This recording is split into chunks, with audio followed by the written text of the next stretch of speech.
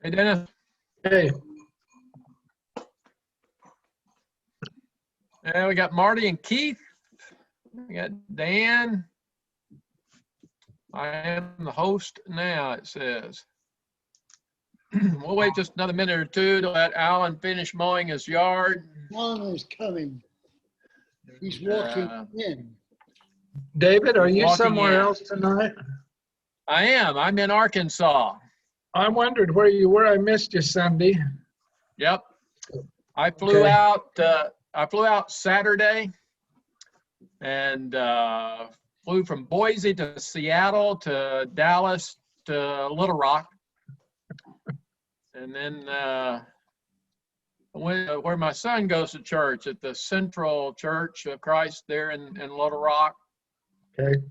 and spent a couple of days with him and watched he's got 3 girls, watched them play, all 3 of them, not on the same team, but watched them play softball Monday and Tuesday night. And then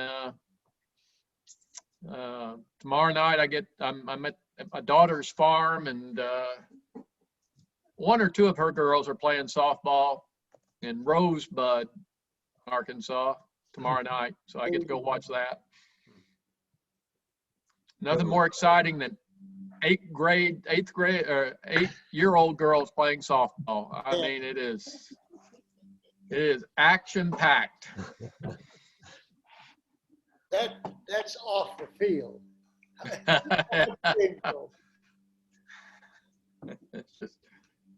I remember coaching T-ball, and I'd put the ball on the tee, and I'd talk to the batter and say, okay, when you hit it, you need to run to first base. I want you to point me where first base is.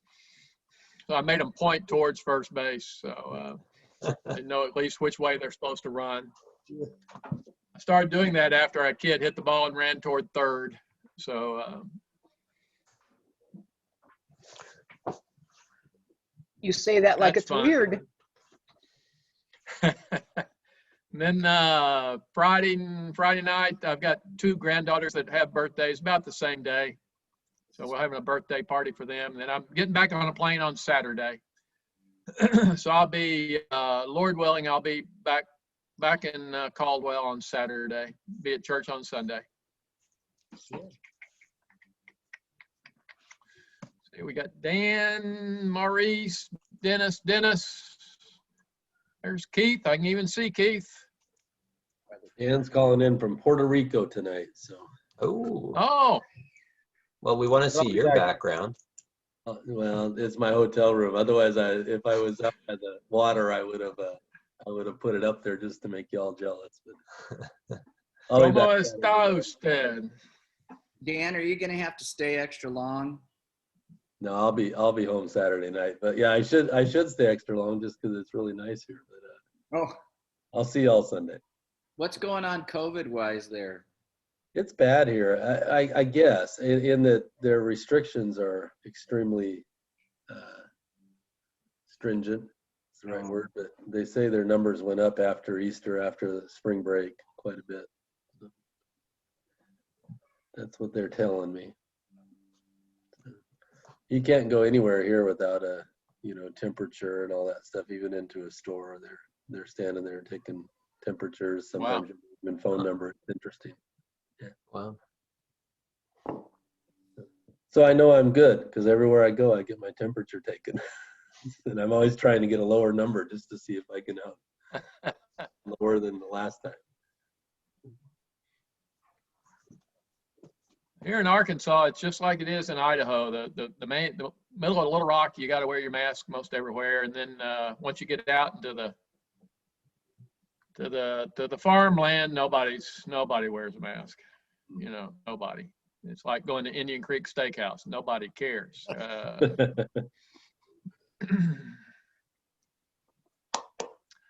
Well, folks, let's go ahead and get started. I'll share my PowerPoint here in just a second. But this is the next to last session on Genesis, and next week I'll prepare a few things to kind of get us kick started, a little bit of a review, but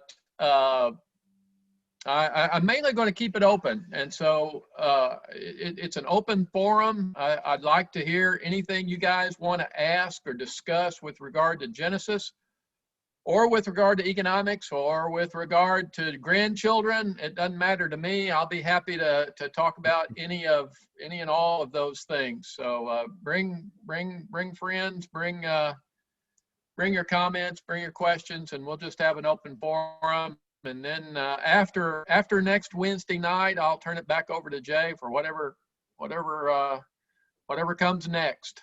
And, let me go ahead and just say something about that real quick. So as we're talking about kind of how our church is opening back up, heading towards normal, one of the areas of uncertainty is Wednesday night. So what I'm going to do first off in May is just a special topic thing for 2 weeks.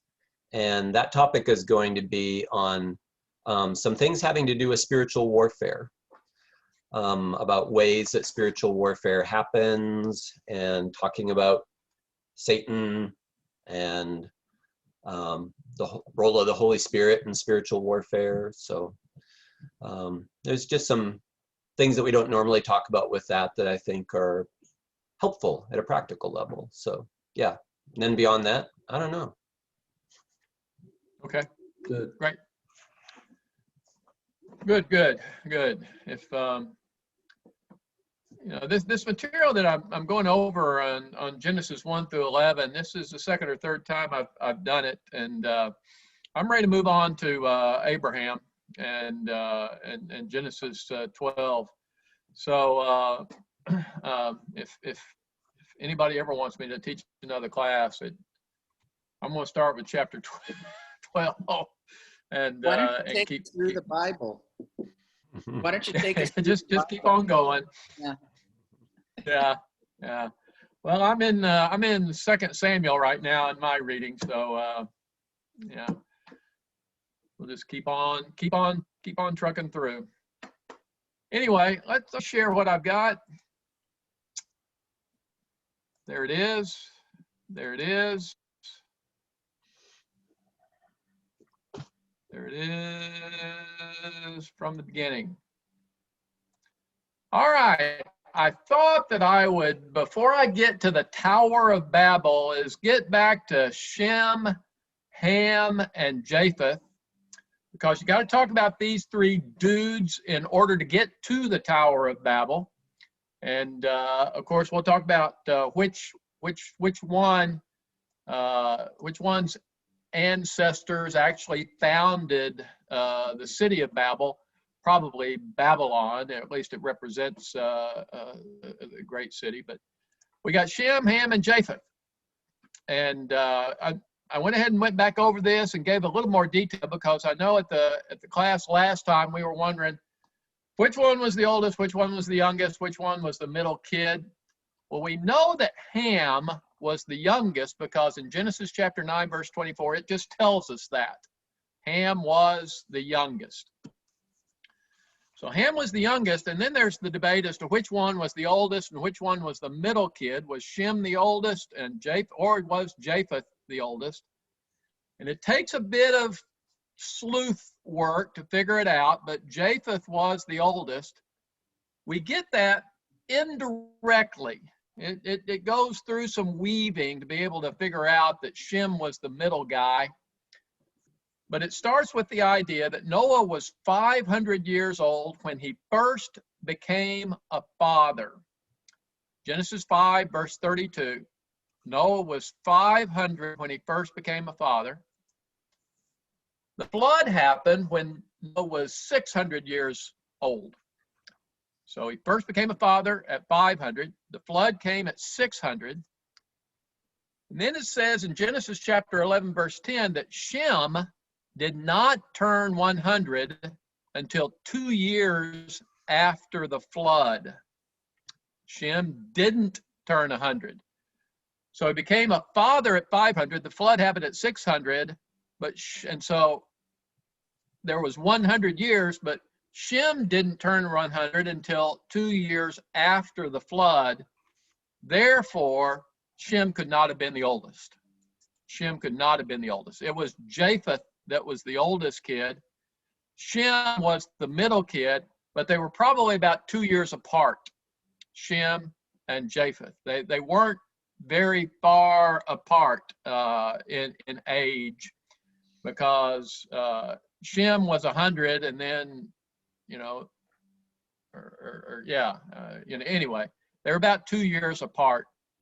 And so the story of them, you know, kind of getting together and walking backwards, they might have been, you kind of piece together, you know, you're conjecturing a little bit, but the story of them putting a mantle over themselves and walking backwards and covering their father, they were probably pretty close. They were at least close in age. We don't know how young Ham was. We just know he was the youngest, but I picture in my mind, I'm making all this up now, but I kind of picture in my mind that Ham was kind of the youngest snotty-nosed kid that ran around, thought he knew everything, and he's got his two older brothers that tried to help out Ham a little bit, but ultimately were unsuccessful. We know that Ham was at least old enough when the flood came to have a wife, so I don't know how much younger he was than Shem or Japheth, but he was the youngest boy. Okay.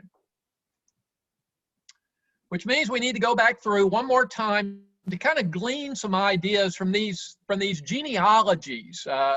We prepare the way for the Tower of Babel because on the front and the back side of the Tower of Babel, we do get the genealogies of all three boys.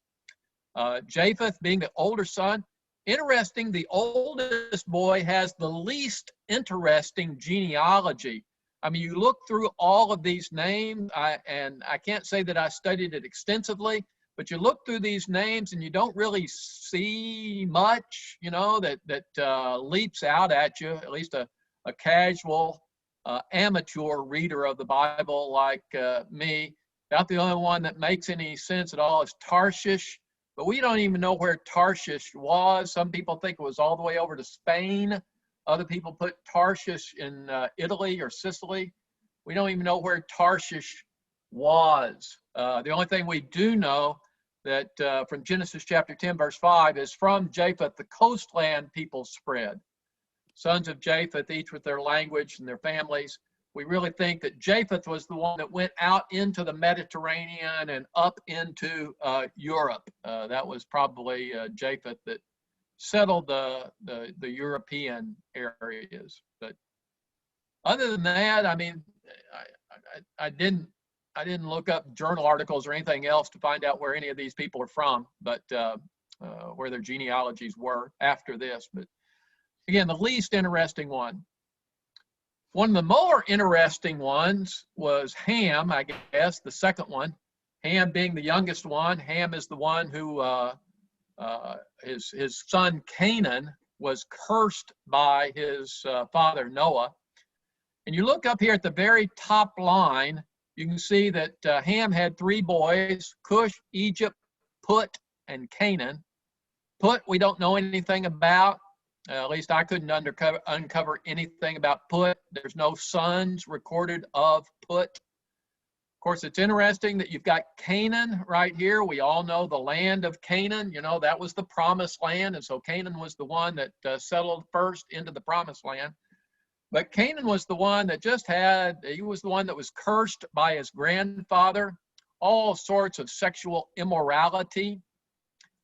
We do know Sidon up here. His son Sidon founded the city of Sidon, which is still up there today on the Mediterranean coast, just north of present-day Israel. My favorite is Jebu, Canaan's son Jebu, who was the founder, obviously, of the Jebusites, which were the people that built Jerusalem originally. And it was David, David's chief commander, Joab that crawled up the cistern and opened up the gates of Jerusalem, and Jerusalem was defeated by David. They were the Jebusites. Of course, down here, the two cities of Sodom and Gomorrah were Canaanite cities. And so the sexual immorality of the Canaanite religions and the Canaanite cities were well known, and kind of a result of the curse that Noah put on his grandson Canaan. It's interesting to go over here to Egypt. Egypt, I mean, Egypt. Okay, Egypt. Right there. There's Egypt. And then one of Egypt's son was this fella who it says was the founder of the Philistines. One of the primary enemies of the people of Israel came from Ham, Egypt, to the Philistines, were sons of Ham. Cush is even more interesting. Cush was the grandfather of Sheba. And of course, we get the queen of Sheba that visited Solomon. Got Sheba down there south of Egypt. And then the one that becomes important in our story of the Tower of Babel is Nimrod, mighty hunter, founder of cities. Nimrod founded several cities, which we will uncover here in a minute, Babel being one of them, Nineveh being another. And of course, we have the whole story of Jonah being told to go preach to the city of Nineveh. But Nimrod is the person through whom we get the Assyrians, who defeated the kingdom of Israel in 722, carried them off into Assyrian captivity. And then Nimrod was the founder of Babylon, which defeated the kingdom of Judah in 532, something like that, and carried them off into Babylonian captivity. So through Ham, through Cush, through Nimrod, you have the nations that were founded that defeated the two split countries of Israel and Judah. So interesting people here in the generations of Ham. Then, of course, we again have the generations of Shem, Ham, and Japheth. Shem being the son. It's recorded that Shem had 5 boys. Had more than that, but the ones that are recorded are Elam, Asser, Arphaxad, Lud, and Aram. And as I was doing some additional study, I learned something that I should have known a long time ago, but I didn't, or at least it didn't dawn on me. Was I the only one that did not know that Shem was where we get the word Semitic? Am I the only one that didn't know this or didn't remember it from high school Bible class? Am I the only one? It's a shortened version of Shemitic. So we get the Semitic people, the Jews and the Arabs and all these other people, to make anti-Semitic remarks is anti-Shemitic remarks. Yeah. Marty, I knew it. Way to go, Marty. Thank you, Marty. I knew Marty was smarter than I was, always has been, but I don't know. I just, yeah.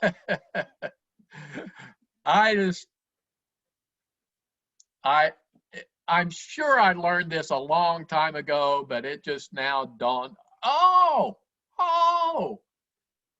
Shemitic, anti-Semitic remarks. You're not supposed to say bad things, be prejudiced against the Jewish people, and if you do, you're anti-Semitic because they came from Shem. That's Shemitic. Anyway, interesting to me, historical ideas. Arphaxad is the son through whom Abram came. I think I did remember this one.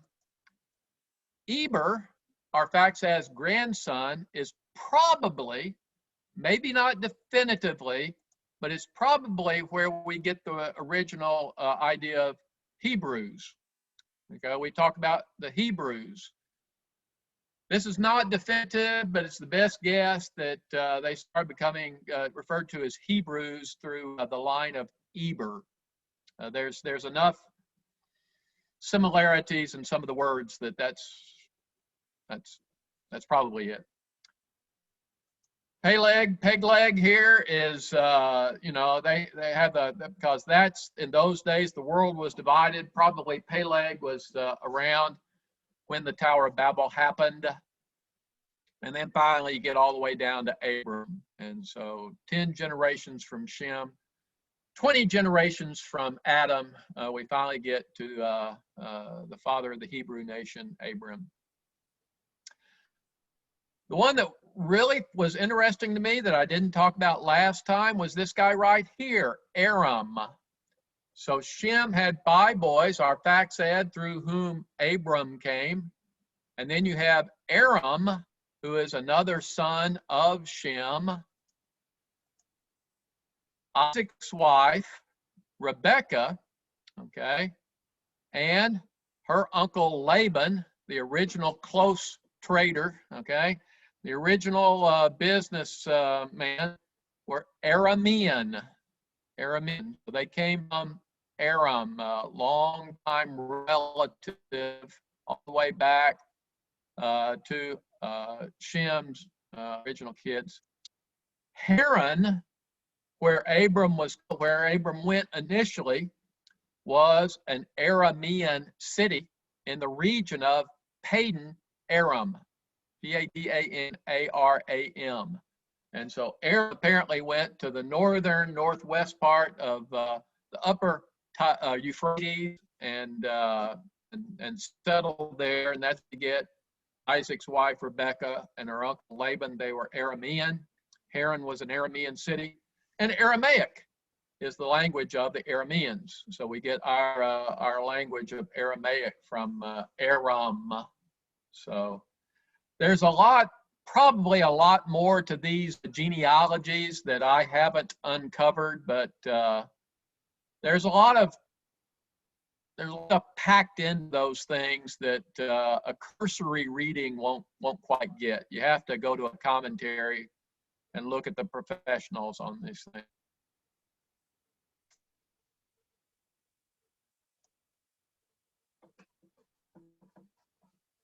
I'm pausing here to see if there's any comments, but I also wanted to kind of back up to the Noah story and point out one more time kind of the parallels between the Adam creation story and the Noah story.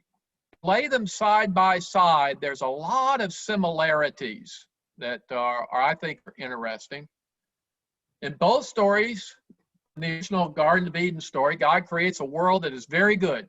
He creates things that are good. This is good. This is good. Whole thing, very good. God creates a garden, puts Adam and Eve in the middle of it. And he did that after the waters had covered the earth. You know, there was water all over the earth. The Spirit of God was moving upon the face of the waters. And then God separates the waters out and creates the land, creates the heavens and the earth and the land and the plants and the animals and all these sorts of things. But it started out with water covering the earth. Well, obviously, God is creating a new world. God is attempting to start over again, and the waters cover the earth. So in both the Adam creation story and in the Noah ark story, it starts with water covering everything. And so there's similarities in there. Adam and Eve don't listen to God. God told them you can eat of anything except that tree of knowledge of good and evil. Of course, they don't listen. They don't listen. Went ahead and ate of it. Noah doesn't listen.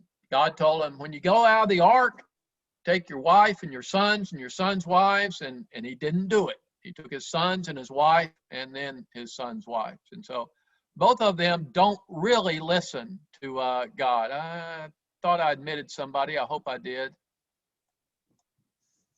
There we go. So neither one of them listened completely. Noah listened a lot. I mean, he did make the ark.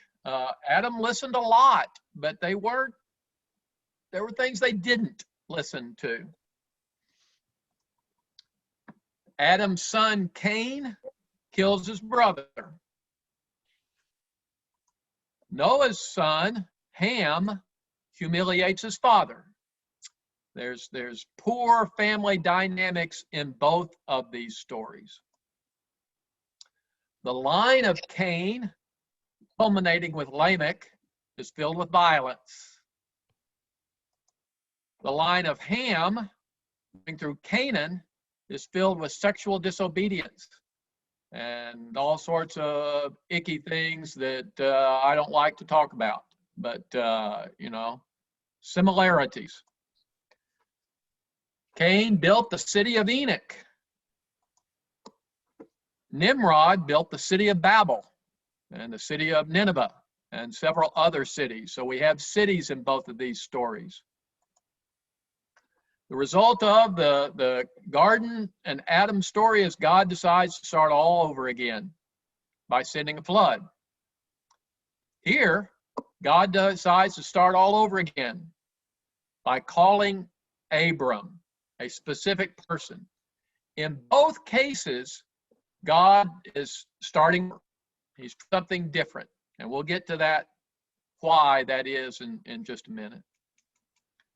Anyway, I want to kind of compare and contrast to show that there's a lot of similarities. If you just kind of think through the stories side by side each other, you can tell that there's a lot of similarities, subtle differences, but a lot of similarities.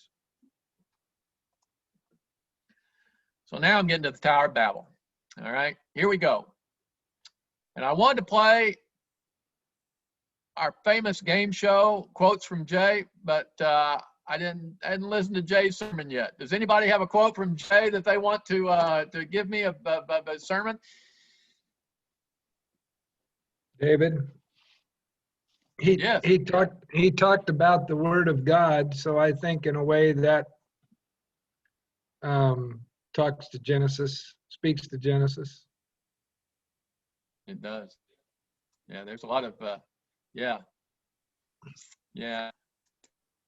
And in Genesis, God's speaking to people directly.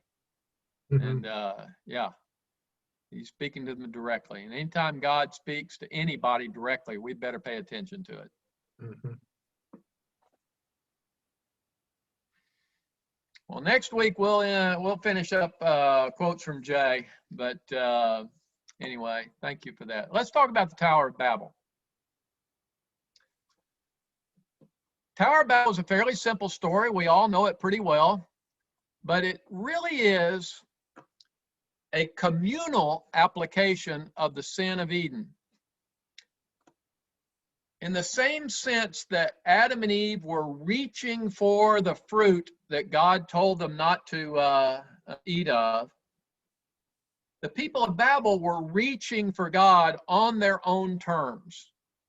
But they were doing so as a group. You know, prior to the Tower of Babel, there's sin happening, but it's within the clan, it's within the family. Here in Babel, for the first time, you've got a whole group of people getting together and agreeing that we are going to build this tower to reach God. We are going to build this tower to keep us from spreading out, even though God told us that we should fill the earth. You've got an entire group, Nimrod's people, that are again together. And that's what I mean by communal application of the sin of Eden, of reaching out, trying to do something that God wasn't necessarily wanting them to do.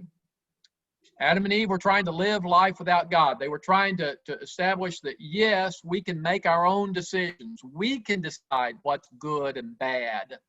We can decide on our own what we can and cannot do. And they're doing the same thing, except in Babel, it's a community that's doing that, attempting to achieve technological advancement so that they can reach up and be themselves, present themselves equal to God in the heavens. What's interesting is they're not given to the violence of Lamech. Think back to the story of the pre-flood. The emphasis of the pre-flood stories was violence, taking women. Violence filled the earth. I mean, you get this idea that there was just a lot of I mean, the Bible just uses the word violence. You can expand on that as you see fit, but it's a taking, it's a harming physically of other people. You don't see that in the Tower of Babel. Apparently, people had learned to get along with each other. In fact, they learned to get along with each other so well that they agree as a group of people that we're going to do something that God doesn't want us to do. So it's a cooperative ignoring and trying to be like God. And God's response to that is, you guys need to slow things down. You can't frustrate my purpose. I'm going to get this earth filled. You can't defeat me. What I'm going to do is confuse your languages so that you slow things down. I'm not going to make it easy for you guys to enter into this communal economic event of building this strong and mighty tower. All right? I'm not going to let it happen. I'm going to frustrate it by confusing language. But it starts with Nimrod. We got to remember that Babel was a city that was built by this fella, a grandson of Ham, called Nimrod, a mighty hunter before the Lord. I found these kind of Persian type pictures. On the one right hand, of course, he's slaying a lion. He's a mighty hunter. He's got his bow on a thing. So, a mighty hunter before the Lord. So let's just read where Nimrod is introduced. It says, the sons of Ham, Cush, Egypt, Put, and Canaan. The sons of Cush, Seba, Havilah, Sabta, Rama, and Sabteka. I need to practice these things more. Sons of Rama, Sheba and Dedan. Cush became the father of Nimrod. He was the first on earth to be a mighty man. He was a mighty hunter before the Lord. Therefore, it is said, like Nimrod, mighty hunter before the Lord. The beginning of his, assumingly Nimrod's, the beginning of his kingdom was Babel, Erech, Akkad, all of them in the land of Shinar. From that land, he went to Assyria and built Nineveh, Rehoboth, Kala, and Resen between Nineveh and Kala. That is the great city, whatever that is. Well, there's some interesting places here that we need to talk about. We need to talk about, obviously, Babel, because that's where they built the tower. A lot of people think that's probably Babylon. The land of Shinar, we pretty much know where that is. At least the commentaries agree where that is. Assyria, again, the first, or the kingdom of Assyria was the one that defeated the kingdom of Israel and took them into captivity. And of course, Nineveh being the place where Jonah was sent to preach. So lots of interesting places here in the introduction to the Tower of Babel story and in the Nimrod story. If you like maps like I do, here's Nimrod's kingdom. The land of Shinar was the land around the Tigris and the Euphrates. Tigris being the northern river, Euphrates being the southern river. They kind of flow southeast out of the mountains. But here is Nimrod's kingdom, Babylon being right down here. Okay. If this isn't the Babel, if Babylon and Babylon are not the same, then we believe Babel was close by. Of course, again, it was the Babylonian kingdom that defeated Judah and took them off into Babylonian captivity in 586 BC, about 600 years before Christ came. Before that, we have the Assyrian kingdom up here in the north of northern part on the Tigris River, and there's Nineveh. That was where Jonah sent to preach. And the kingdom of Assyria is the one that defeated the kingdom of Israel, after the kingdom was divided. The northern kingdom and the southern kingdom. Assyria defeated the northern kingdom, and Babylon defeated the southern kingdom. And as long as I have this one up here, I thought I might as well point out, I think you probably all know this, but we're looking forward to the call of Abram. And so Abram was called out of Ur, down here in the southern part off the Euphrates River. That's where we believe Ur was. And he was called out to a land that God was going to show him, but he started out and ended up in Haran. And again, there's Padan Aram, A-R-A-M. That is Seth's son, Aram, probably settled up here. All right, that's where he did. Maybe Arphaxad and his ilk were down here. We don't know where Seth was. We just know Seth was alive. All of this was happening when Abram was called out of Ur. He went up to Haran and then finally down to the land of Canaan.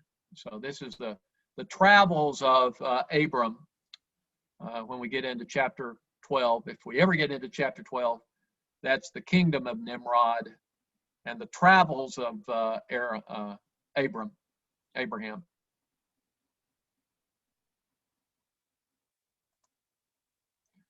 Nimrod, you Google Nimrod, this is one of the pictures you get, okay?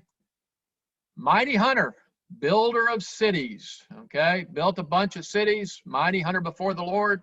And anytime you read that, you got to remember that's not a compliment, okay? That's not a compliment. God's not, God is usually not choosing the mighty people of the land for his purposes. God doesn't have a thing for mighty people. He tends to like herdsmen, fishermen, and less mighty people. Those whom he calls to his purpose are usually not the mighty hunters and the builders of cities. You think of people like Moses. Moses was tending the flocks. David was with the sheep. Mary was his humble servant.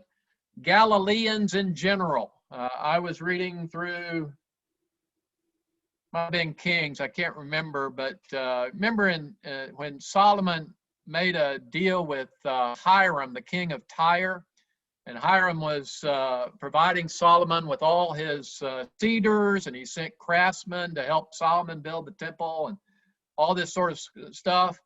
And in appreciation, in Solomon's appreciation to Hiram for all that Hiram, the king of Tyre, did, Solomon gave him 12 cities, I think, in Galilee.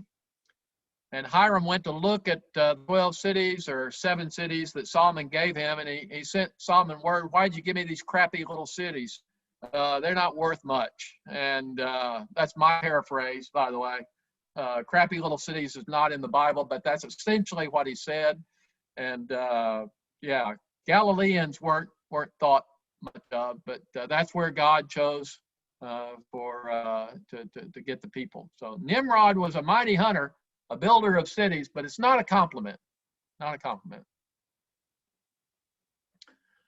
What we do know is the people of Babel were disobedient to God's command. Remember in Genesis 1, verse 28, God blessed them, said, be fruitful and increase in number, be fruitful and multiply, fill the earth, subdue it, rule over the fish of the sea, birds of the air, and over every living creature that lives on the ground.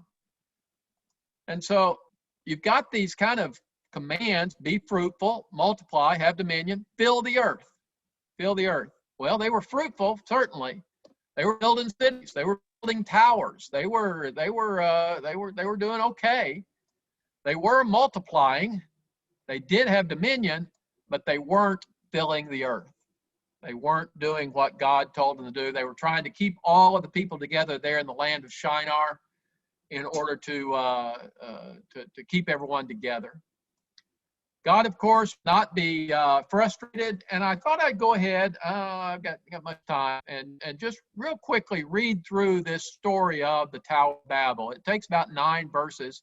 It's fairly efficient.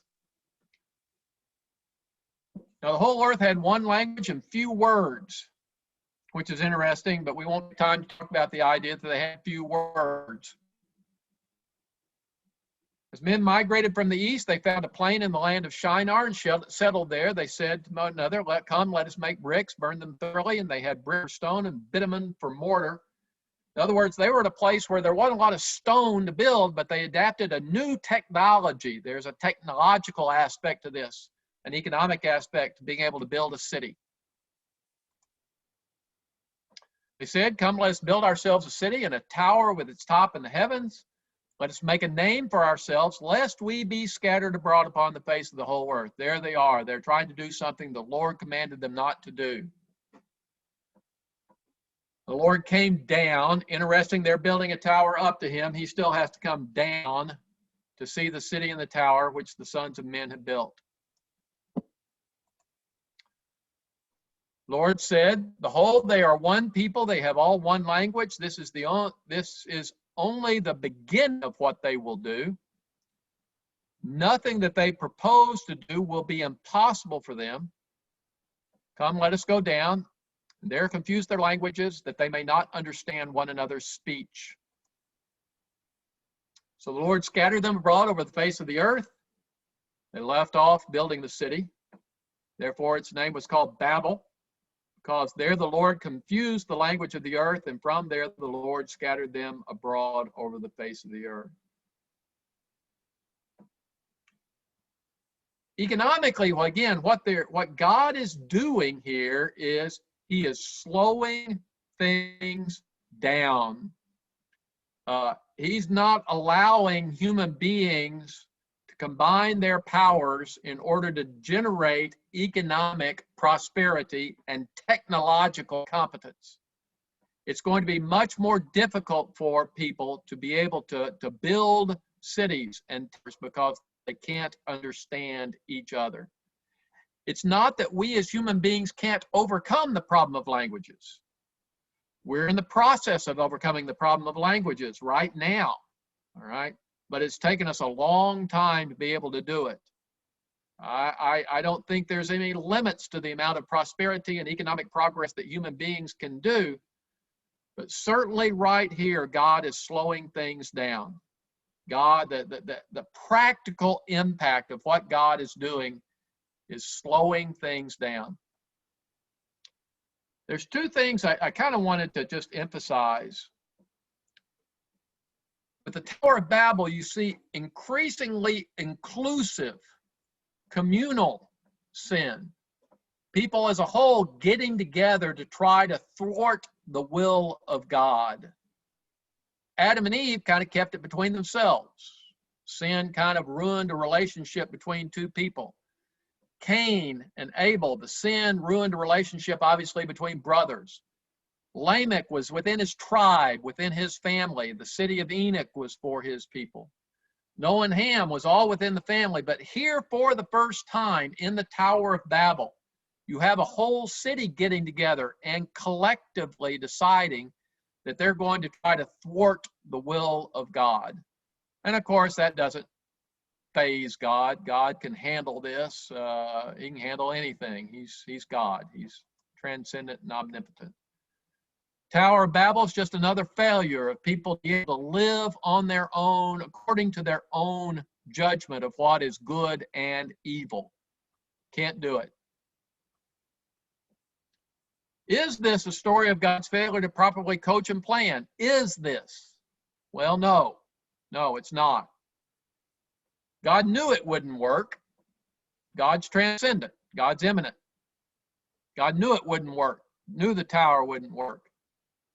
What God is in these stories of Adam and Eve, Cain and Abel, Lamech, Noah and Ham, and the Tower of Babel, is God telling us these things won't work. If you don't do what I say, it's to ruin relationship between husband and wife. It's going to ruin relationship between brothers. It's going to ruin relationship between fathers and sons. And it's going to not work if you get together with a bunch of other people and try to thwart my will. You can't do it. You can't do it. Another way of saying the same thing, the age of innocence won't work. The age of life without law won't work. Simple law, just one simple law, don't kill each other, won't work. Seeking God on our own terms won't work. And God is slowing down the progress of human beings so that he can start on a new project that will work. That will work. Right? And that is, of course, the scandal of particularity. I kind of like that phrase, the scandal of particularity. The scandal of particularity is the idea that in the first 11 chapters, God is telling us the futility of using our image, the image that he created, us in his image, to make decision of on our own what good and evil are. By ourselves, on our own, we won't be able to do a good job at all of being able to determine what's good and evil. God is telling us the futility of trying to start over again. I'm not even going to try to start over again because the evil of man's heart is on there, on evil continuously. God is telling us the futility of individual projects and collective projects that don't put him in charge. God is still telling us that we've got to listen to him. We got to listen to him. God's telling us that innocence, the age of innocence, Adam and Eve in the Garden of Eden, life without law, meaning post-garden, pre-flood, and life under law, under simple law, post-flood, none of it works. Doesn't any of it work? He's tried it all. And it's not that he tried it all, it's that he's showing us that this won't work. And then God, having completed creation, I think the creation story starts in chapter 1 and ends in chapter 11. We can talk about that if you want to. But having now completed creation, he's done all he wants to. He's cursed the ground. He has limited our ages. He has confused our languages. Those three things, all designed to slow down the economic progress of human beings so that he can get started on the project that will occupy most of the Bible. That, of course, is God calling a particular people at a particular time for a particular purpose. He's calling Abraham, particular people that Abram's sons and daughters and progeny will be. And he called them at that right time. He knew that he had to call them at that particular time to lay the groundwork for that particular purpose that he was going to come to fruition in his, through Joseph and Mary, where he sends his son, that particular purpose, which is the work of preparing the way for his son. I think all of this finally points to Jesus. It finally points to Jesus. And I think that is pretty much, I had a couple other ones, but I think I decided, no, I'm not going to do those. I'm not going to do those. It's kind of repeating myself. And so I've got about 10, 15 minutes here. Let me stop sharing or I can come back to it. But that's my commentary on the Tower of Babel and pretty much the summary of what I think the first 11 chapters are talking about. David, I read something interesting several weeks ago, and I can't remember where I read it. I think I read it in Mars's book, but he talks about the Tower of Babel. Instead of being built his take on it was, instead of being built for the people to ascend to God, the tower was built for God to come down to man. And that kind of Okay. makes sense within the context of what that says when God did come down and then scattered the people. And it's just a different take on it. I don't know. I'd never heard that before, but it makes some sense. And they've found other archaeological things, I guess, that sort of point to that kind of direction. So Yeah, there are. In fact, it's I didn't get into this, but anytime you read a commentary on the Tower of Babel, they start talking about the propensity of human beings to build towers and mounds and temples. I mean, you look at the mound builders in the Mississippi Valley. I mean, there's just outside of St. Louis, there's a big mound building place. And then you go down to the Aztecs and the Mayans, there's where mounds going up.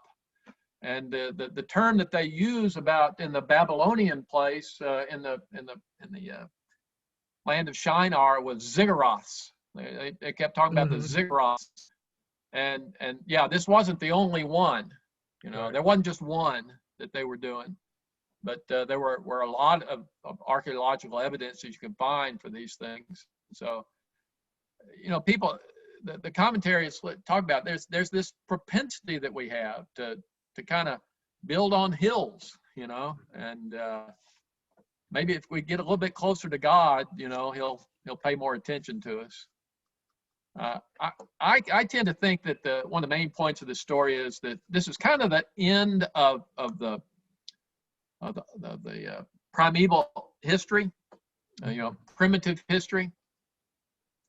And it's kind of the fourth of kind of God's original commands that they finally said, we're not going to obey that command.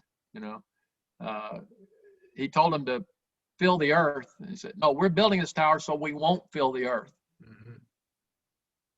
Yeah.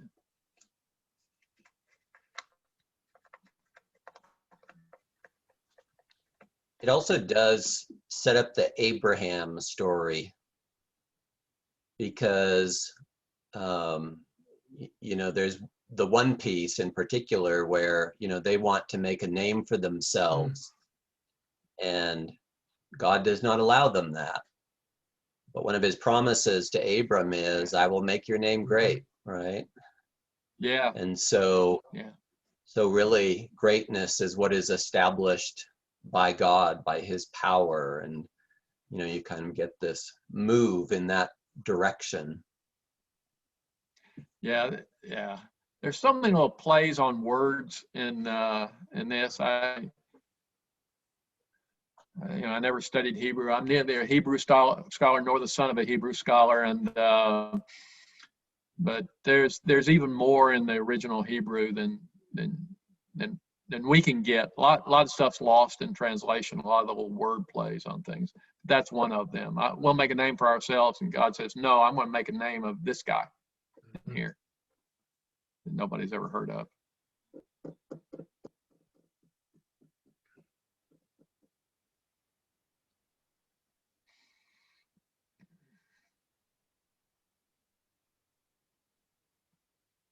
Are you leaving, Marty, or are you wanting to say something? Headed to mid-reach. Okay. Bye, Keith. Bye, Marty. Enjoyed it. Thank you.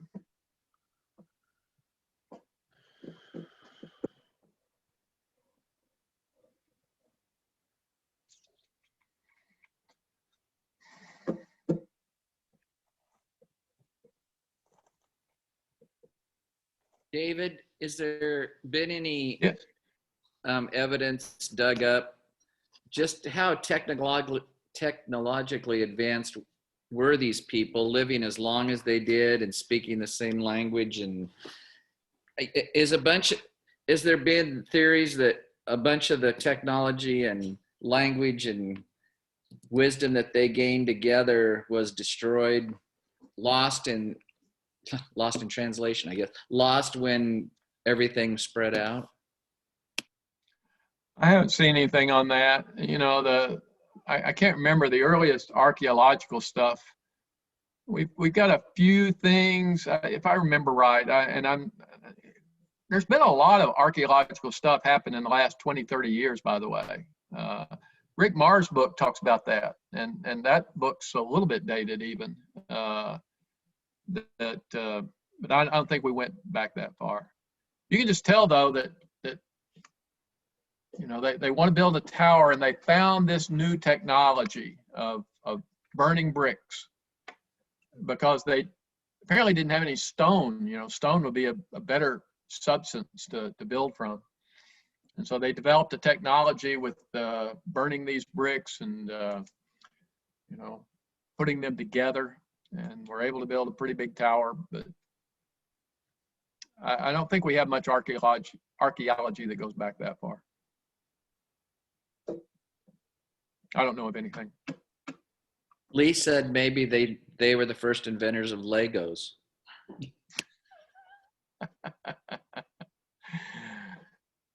Any of you guys subscribe to the Babylon Bee?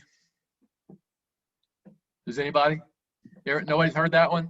I don't subscribe to it, but I see a lot of posts on it. Oh, it's hilarious. Yeah, so they're coming out with a new type of Lego that they're sharpening to make sure that it cuts your feet whenever you step on one. Yeah. They said it better. It's a better joke when they say it. But if any of you haven't seen the Babylon Bee, it's a Christian satirical website.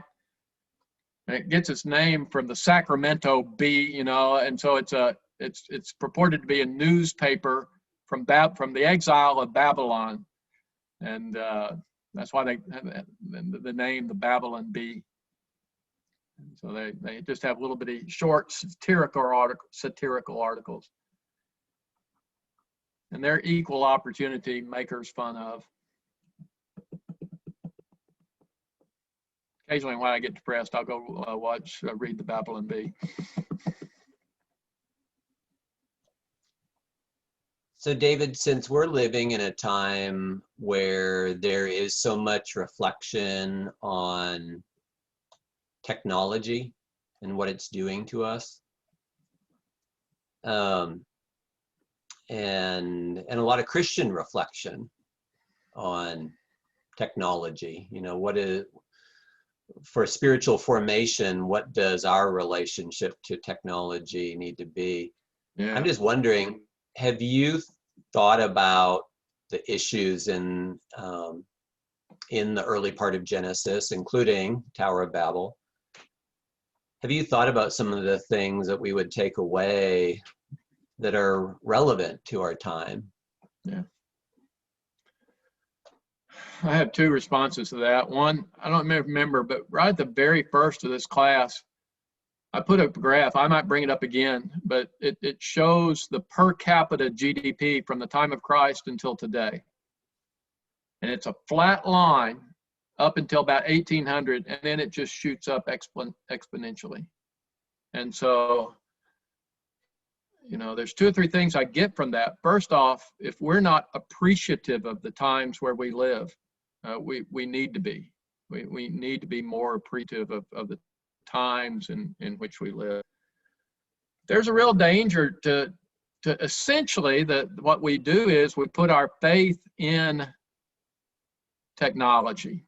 You know, we put our faith in the size of our savings account. We put our faith in the United States of America, okay, which I tend to do. All right. And I think the great temptation is to put our faith in those things rather than the faith where it should be. I mean, it's got to be in the Lord.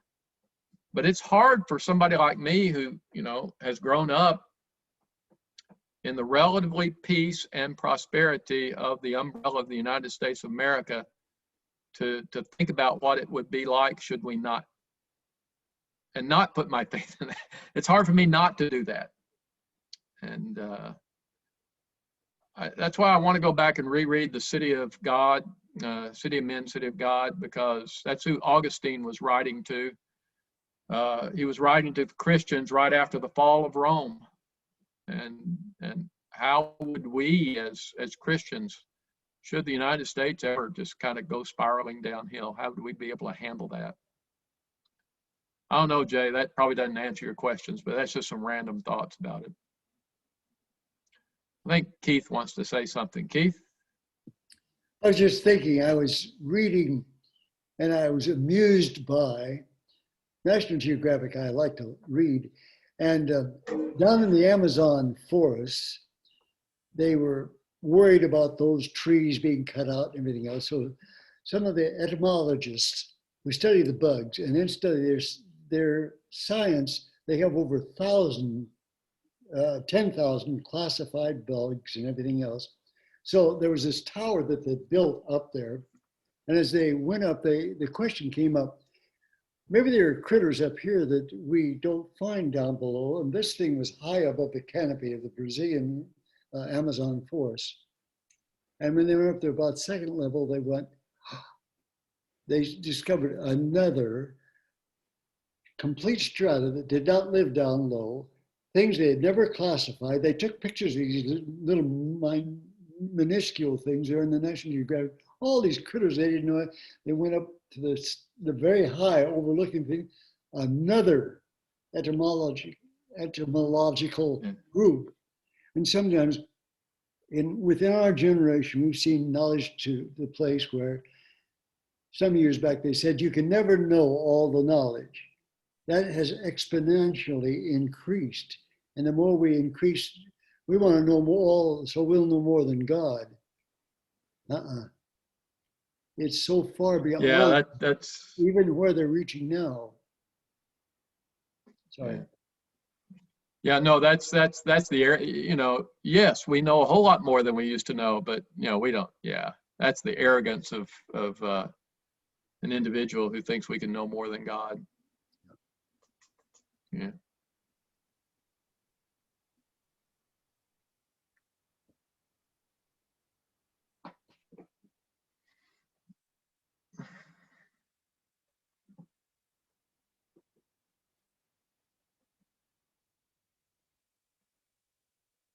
Dennis, Biddy?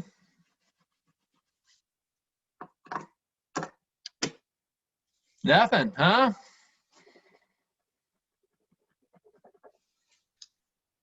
Well, that would be nearly impossible now, wouldn't it? Yeah, yeah.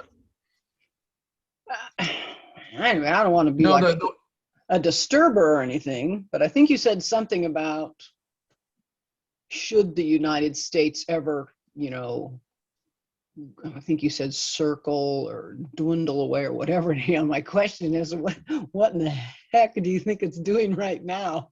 I mean, we're in the process. That way, we're in the process of dismantling, and yeah, and have been probably since the beginning of the Industrial Revolution, right? When things started to get easy, we start putting our faith in things that are absolutely bottomless and have no ability to support whatever. But rather than go, oh, wait a minute, maybe we shouldn't be doing that.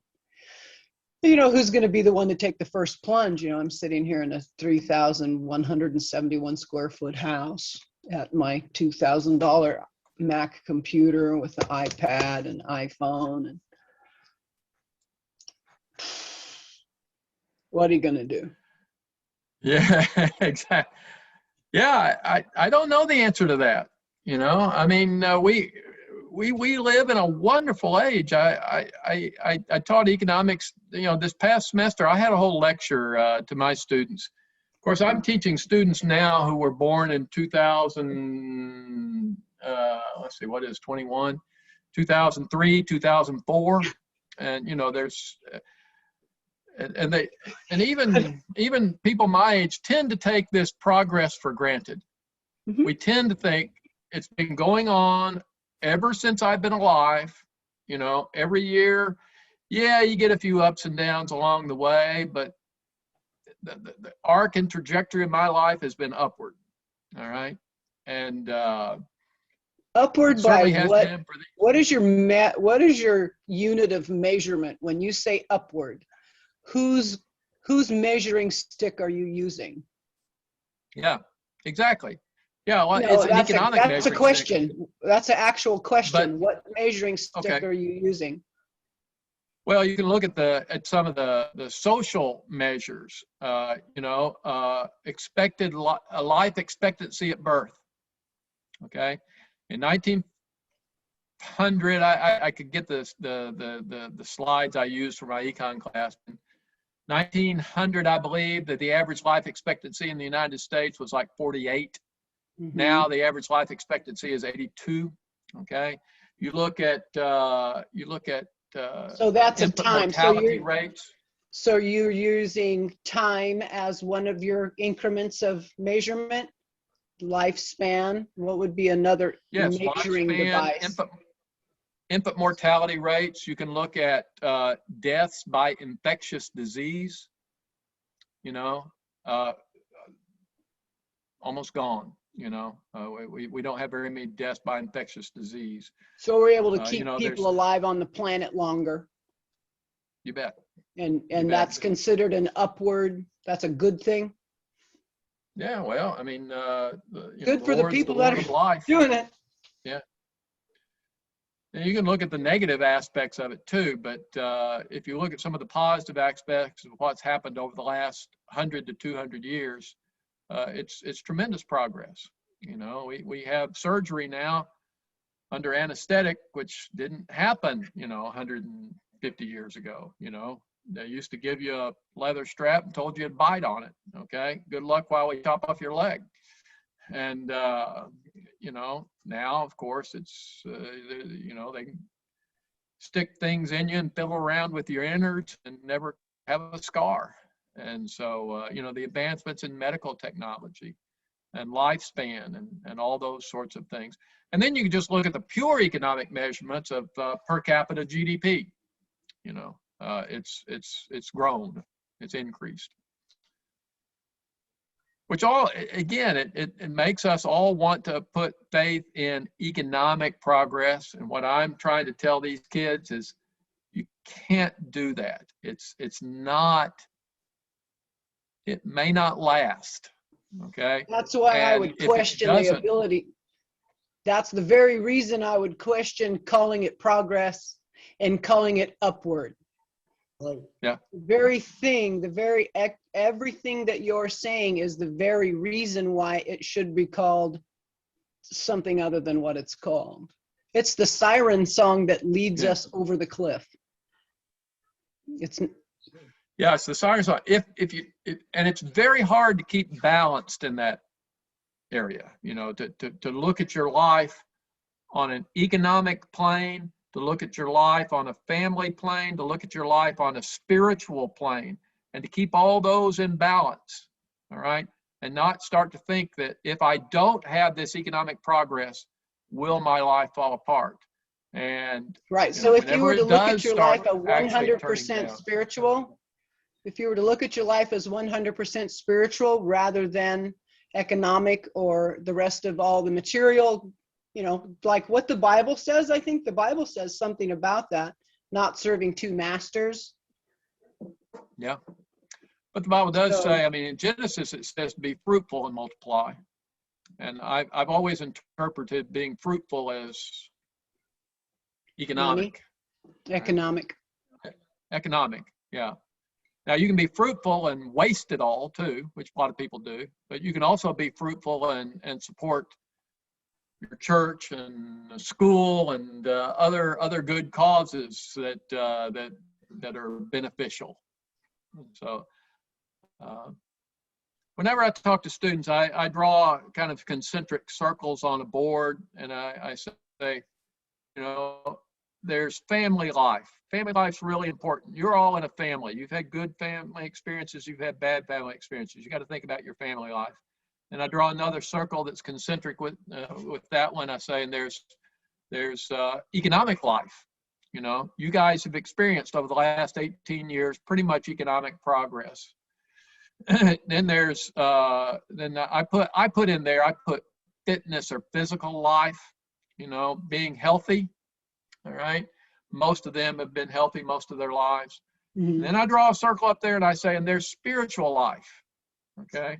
There's spiritual life. And this is probably the more important of any of these. I say probably because I don't want to scare them to death, but this is an important part of life, all right? And you've got to think about what your values are and where your ultimate faith lies, because if your faith lies in a family, it's going to disappoint you. If your faith lies in economic progress, it's going to disappoint you. If your faith lies in being physically fit, it's going to disappoint you. And so you've got to have this anchor up here.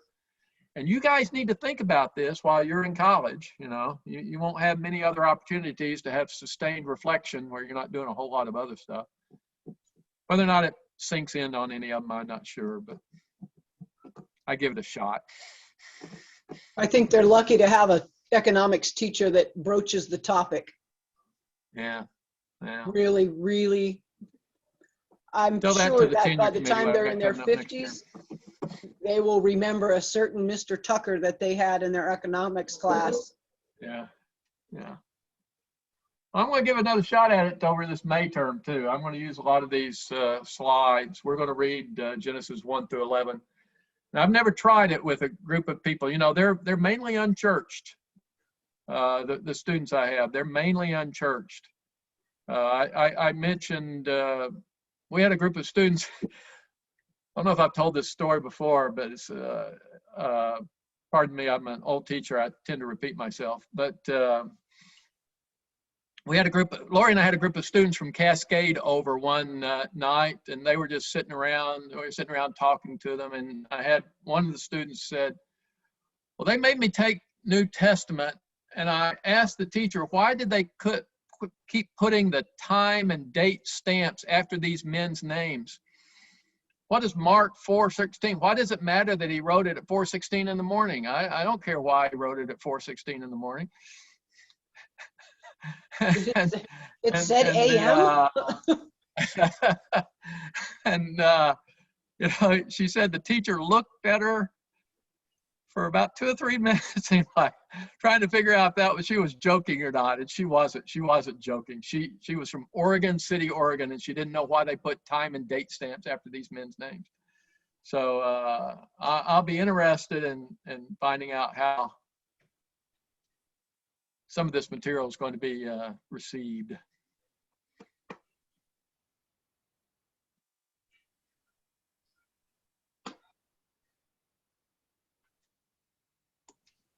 Anybody else? Come on, Dennis, bail me out. You're doing good. Listen, folks, yeah, bring more comments, bring more questions. I think I'll just give about a 5-10 minute overview of what I was trying to accomplish in the first 11 chapters of Genesis, in reviewing the first 11 chapters in Genesis, and then we'll just open it up, and you know, anything's open. AMA, ask me anything, and we'll open it up. Okay. Thanks, David. Happy to do it. Happy to do it. I'll be flying back on Saturday. We'll see you guys on Sunday. Okay. Thanks, David. Go Hogs. Thanks, Go David. Hogs. You bet.